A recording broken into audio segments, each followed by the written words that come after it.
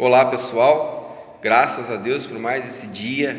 Hoje eu quero abordar um assunto que é extremamente polêmico e que tem sido polêmico já há alguns séculos, onde as pessoas têm levantado as suas bandeiras e têm gritado, eu sou calvinista, eu sou arminiano.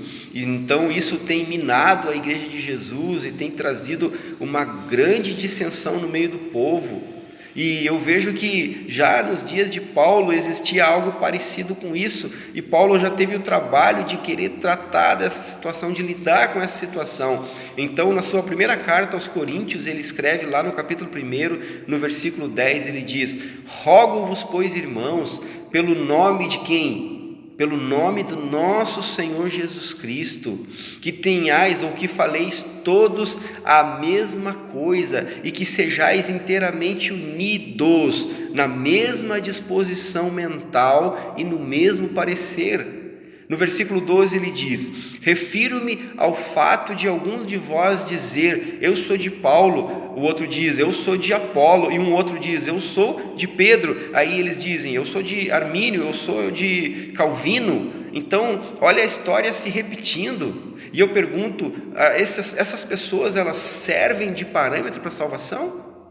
Elas servem? Paulo está dizendo, ele continua dizendo, acaso Cristo está dividido? Foi Paulo crucificado em favor de vós, ou fostes batizados em nome de Paulo? Para que essas dissensões? Aonde elas nos levam? Essa é a pergunta.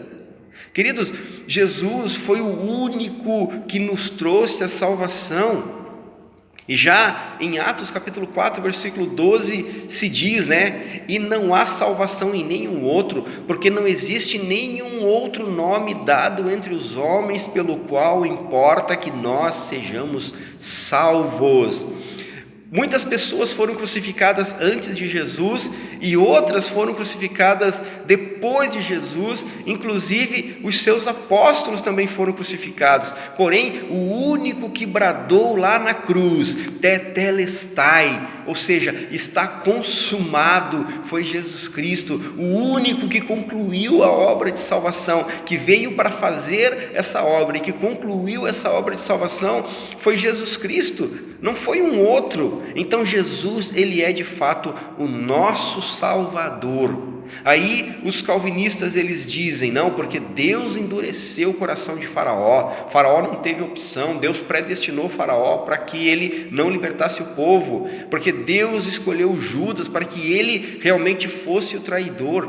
Mas eu digo, o mesmo Deus que escolheu o Faraó para endurecer o coração dele, para que não libertasse o povo, mais tarde ele libertou, e o povo que saiu do Egito, predestinado para chegar até a terra de Canaã, na verdade não entraram. Então, a predestinação existe, é claro que existe, o livre-arbítrio existe, é claro que existe, mas eu preciso saber lidar com essas duas coisas, e não posso ficar cocheando entre essas duas teorias. Elas existem de fato, mas eu preciso das duas. Olha o que diz lá em Hebreus capítulo 5, no versículo 9, que diz que Jesus, depois de ter sido aperfeiçoado, tornou-se o autor da salvação eterna para todos aqueles que lhe obedecem. E o que Paulo fala acerca daqueles que não entraram em Canaã, que saíram do Egito? Fala que eles foram desobedientes. A desobediência, ela nos faz fugir do propósito que já está predestinado para nós. Essa é a questão, é a desobediência. Não é se eu quero ou se eu não quero, ou se mesmo eu não querendo eu vou porque estou predestinado. Não funciona dessa maneira. Não é esse o caminho que Deus escolheu, mas sim o caminho da obediência. Paulo diz em Efésios capítulo 2, versículo 8, porque pela graça sois salvos por meio da fé.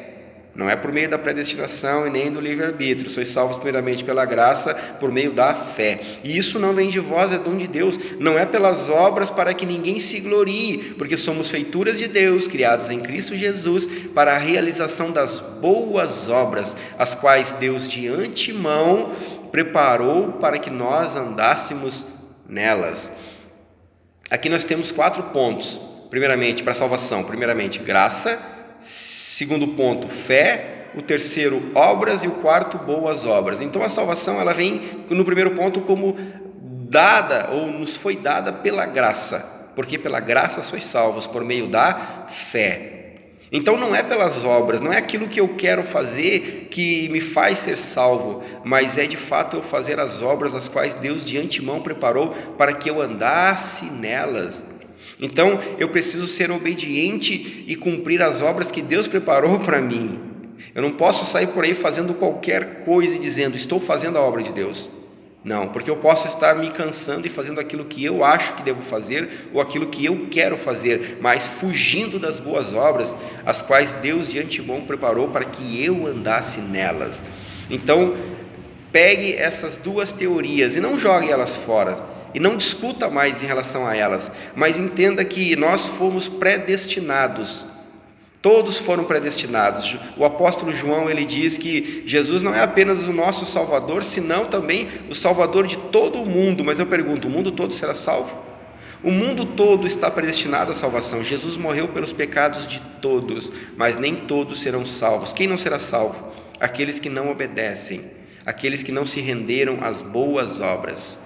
Isso é muito simples de entender. Você pode continuar discutindo esses assuntos se você quiser, mas você pode entender a partir de hoje que Jesus te deu a salvação. Se você for obediente a Ele, você será salvo. É certo que você será salvo, no nome de Jesus. Que Deus abençoe a todos, que tenhamos uma excelente semana e que façamos de fato a vida ter sentido por meio da obediência. Porque o Senhor já nos deu a salvação, já estamos predestinados à salvação, precisamos apenas agora ser obedientes para alcançarmos essa salvação, em nome de Jesus. Deus abençoe a todos, amém.